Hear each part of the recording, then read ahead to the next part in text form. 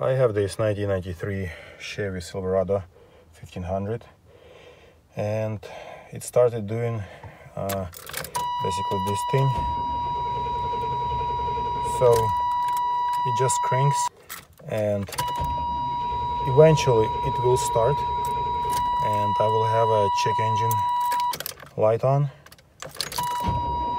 after it starts. Yeah, let me just try starting it. And what I figured, it's probably the fuel relay issue.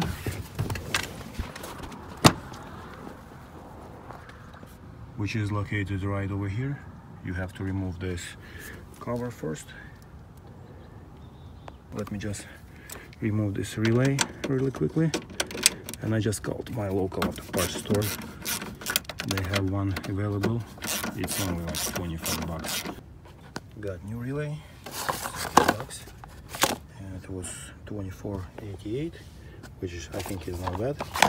And let's just install this one and see if it's gonna do the trick. All right, let's check it out. Let's take a look if it's gonna start.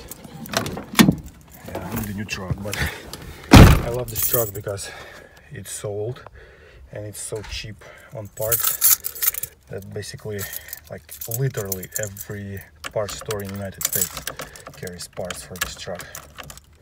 Okay, let's just take a look. Yeah, I think that was it. I'm so happy. This truck is only 172,000, which is not bad for these kind of trucks. For Chevy, I love Chevy. It's so cheap and it's so reliable. It's amazing.